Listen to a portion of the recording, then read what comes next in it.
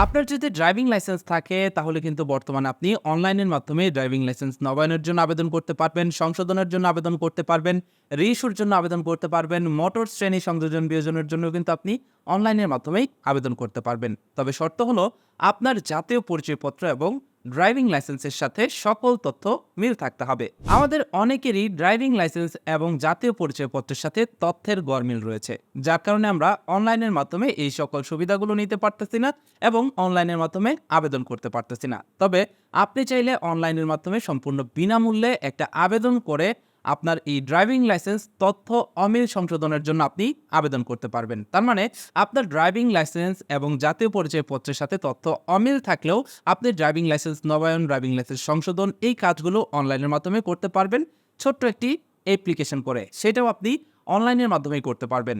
Driving লাইসেন্সের অমিল অনুমোদনের জন্য আপনাদের যে কাজটি করতে হবে, সর্বপ্রথম বিএসপি পোর্টালের যে আপনার অ্যাকাউন্টটি করেছেন সেই অ্যাকাউন্টটিতে লগইন করতে হবে। বিএসপি পোর্টালে কিভাবে অ্যাকাউন্ট করতে হয় এই বিষয়ে বিস্তারিত ভিডিও রয়েছে।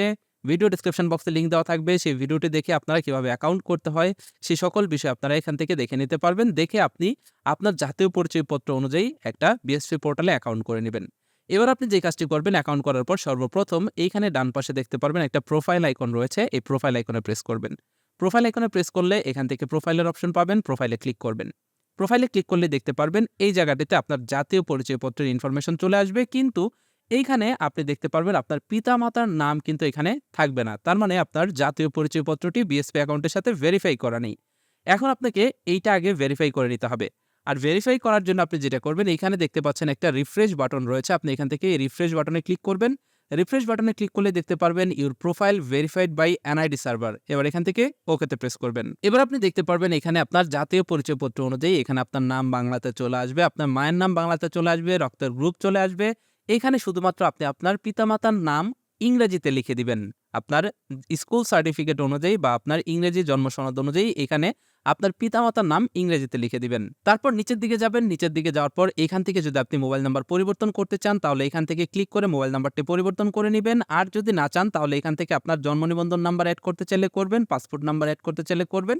করার পর প্রোফাইল হালনাগাদে ক্লিক করলেই আপনার প্রোফাইলটা ভেরিফাইড হয়ে যাবে এনআইডি কার্ড দিয়ে। তো আমি এখানে সকল তথ্য দিয়ে দিয়েছি। প্রোফাইল হালনাগাদে প্রেস করলাম। প্রোফাইল হালনাগাদে ক্লিক করলে দেখতে পারবেন ইউর প্রোফাইল আপডেটেড সাকসেসফুলি লেখা চলে আসবে। এবার আপনার প্রোফাইল কিন্তু ভেরিফাই হয়ে গেছে।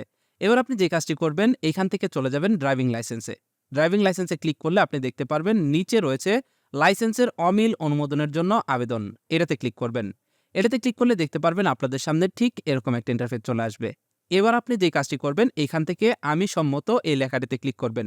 এর আগে এখানে একটা বিষয় আপনাকে জানতে হবে, সেটা হলো শুধুমাত্র যাদের নতুন সিস্টেমে আবেদন নাই সেই সকল ইউজাররা এই প্যানেল থেকে আবেদন করতে পারবেন।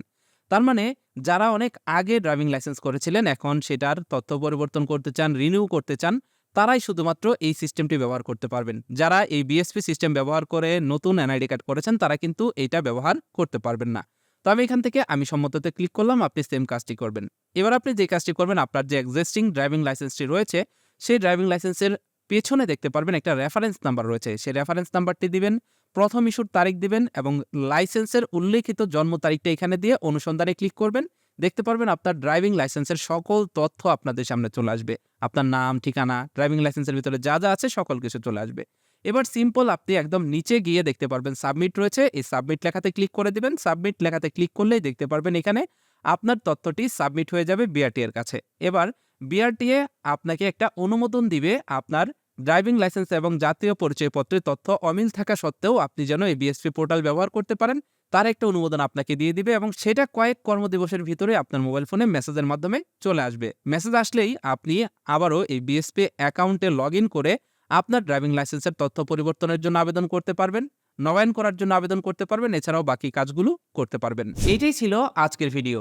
আপনাদের ভিতরে যাদের জাতীয় পরিচয়পত্র এবং ড্রাইভিং লাইসেন্সের তথ্যের অমিল রয়েছে তারা চাইলে ঠিক এভাবেই অনলাইনের মাধ্যমে আবেদন করে বিআরটিএর থেকে একটা অ্যাপ্রুভাল নিয়ে নিতে পারেন। অ্যাপ্রুভাল নিয়ে কিন্তু আপনি অনলাইনে ড্রাইভিং লাইসেন্স সংক্রান্ত সকল কাজ করতে পারবেন। আজকের ভিডিওটি কেমন লাগলো কমেন্ট করে জানাবেন। ভিডিওটি ভালো লাগলে ভিডিওটিতে লাইক দিবেন, দরকারি মনে হলে বন্ধুদের সাথে শেয়ার করবেন। আর এই ধরনের গুরুত্বপূর্ণ ভিডিওগুলো ভবিষ্যতে পেতে হলে আমাদের চ্যানেলটি সাবস্ক্রাইব করে পাশের নোটিফিকেশন বেলটি অন করে দিবেন। That's it for now. Take care. Bye by.